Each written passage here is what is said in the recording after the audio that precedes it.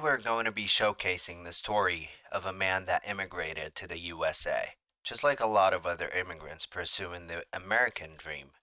However, unlike most immigrants, this man gets married and has two boys that end up taking his and his wife's lives in a brutal manner. Welcome back to Crime Nightmares, where we discuss and showcase the aspects of serial killings or what could lead a human being to making horrific and brutal murders. Killing in itself is such a huge action, let alone murdering your own family. Jose Enrique Menendez was born on May 6, 1944, in Havana, Cuba. At age 16, shortly after the start of the Cuban Revolution, he moved to the United States. Jose graduated with an accounting degree out of Southern Illinois University. That's where he met his wife, Mary Louise Anderson, where they got married in 1963 and moved to New York City. Joseph Lyle Menendez, the couple's first son, was born on January 10th, 1968, in New York. Kitty Anderson, his mom, quit her teaching job after giving birth to Lyle. The family moved to New Jersey, where Eric, the younger brother, was born. In New Jersey, the family lived in Hopewell Township and both brothers attended Princeton Day School. Diane, the boy's cousin, stated that Lyle confessed to her that he was being sexually abused by his father. After confronting the mom with such news, she chose to deny what she had heard by Diane's father, Vander Molen, and said that Lyle was lying. Vander Molen then mentioned that Mary Louise sent her son Lyle upstairs, and that's the last he'd seen or heard about him.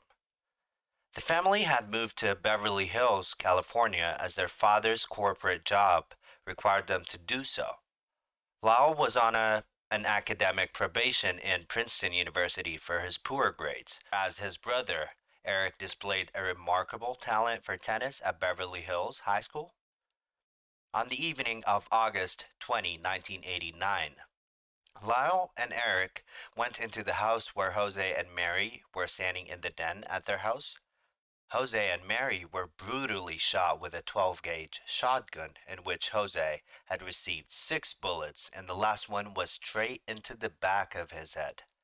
Mary had been shot 10 times and the finishing bullet was aimed right at her cheek. Expecting the police to respond to the noisy gunshots, both brothers remained in the house when there were no signs of the police approaching the house.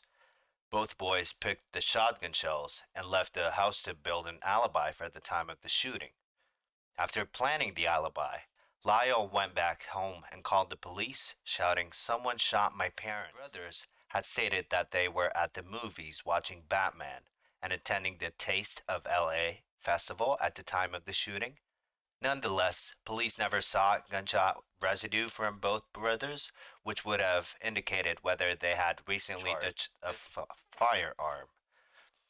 Right after the killings, both brothers started spending money extravagantly on luxury items, business, and travel. Lyle bought a cafe, restaurant, a Rolex watch, and a whopping Porsche Carrera. Eric competed in a series of tournaments in Israel right after he hired a full-time tennis coach. They also dined expensively and went on overseas trips to the Caribbean and London. Both brothers spent up to $700,000 collectively and had moved out of Beverly Hills mansion that they used to own. The Menendez case struck the U.S. population as it was streamed on court TV in 1993. Both brothers, represented by Leslie Abramson, stated that they killed their parents out of fear that they would sexually abuse them, just like they have been. Lyle and Eric both described their father as a cruel perfectionist and a pedophile. They also described their mother as an enabling, selfish, mentally unstable alcoholic and drug addict, who encouraged her husband's behavior and was also violent towards the brothers. The brothers' cousin, Andy Cano, said that as a child he was told by Eric about the sexual abuse, which they both described as penis massages. Diane Vander Molen, another cousin of the brothers, stated that she once told Kitty or Mary about Jose's molestation of Lyle, although Kitty told her that it was false. On July 2nd, 1996, Weisberg sentenced the brothers to life in prison without the possibility of parole, and also sentenced them to consecutive sentences for the killings and the charges of conspiracy to commit murder. Thank you for watching, and I hope you would leave a like and subscribe to the channel if you like this content and if you'd like more of it.